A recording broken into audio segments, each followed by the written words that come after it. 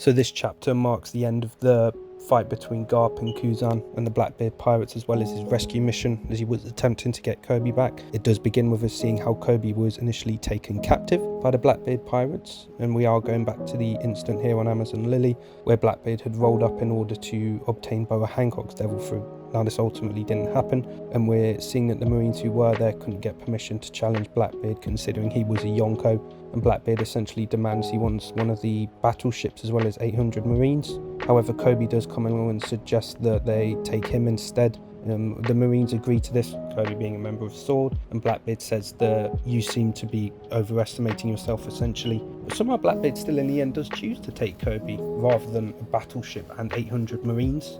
We do go back to Hochinosu in the present, where we find Pizarro using his island fruit to develop an enormous hand. I just feel like they are getting the rough end of the stick here, especially in light of what does happen when Kobe does escape at the end of this chapter. Now as the hand's coming down, Garp's gotten into this heated exchange with Kuzan. They're both trading punches, and while Garp is still on the ground, he is giving instructions to them three SWORD members, Cruz, Helmeppo and Kobe, saying that basically they are the ones who's got to save everyone. Now this is actually a cliffhanger from the previous chapter.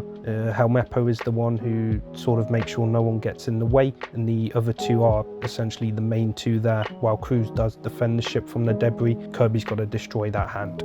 Then we just observe Garp, despite being stabbed in the stomach by Shiryu, still clashing with Kuzan. Garp's just incredibly strong, man. And I mean, when Kuzan does ask him where you think you're going with all these wounds, Garp just says, yeah, I was worried about you being too naive.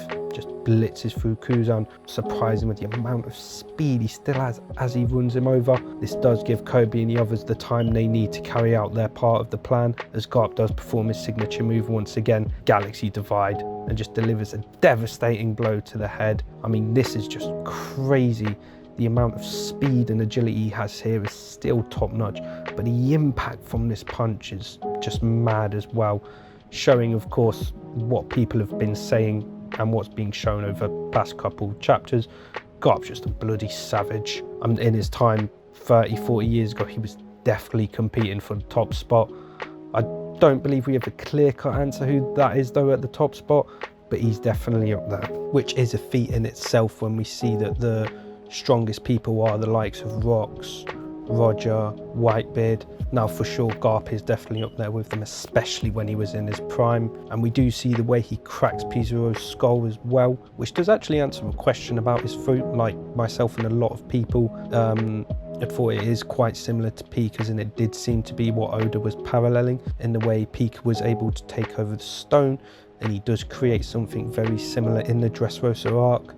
Although it's a bit different because in order to hurt Pika, you had to sort of find his actual body amongst the stone, which is what we see Zoro do as he does cut it up. But now that Garp has distracted and injured Pizarro, this does give Kobe the time he needs to make his move, destroy the hand. But before we can do that, we do get a flashback to his journey, where we also see him punching battleship bags, which of course is a sort of callback to the original training Garp had along with Kuzan. And we sort of see them training all in the same way, which I mean, punching battleships as punching bags without using a devil fruit or even Haki just goes to show at what level Garp and Kuzan are at. They are absolute savages. Kobe is now showing us that he is a savage himself as well, but he has got to train a lot harder, 200 times harder, to get to the sort of level that everyone's at. He doesn't have that kind of inherent talent that a lot of the other people in this anime do have. Now, there are only a few characters that have Conqueror's Haki, although this list is growing. Kobe is now confirmed to be one of them, as he does unleash his honesty impact and absolutely destroys Pizarro's enormous hand with this. I mean, the artwork on this was just insane. It was so good the way he just blows it all away.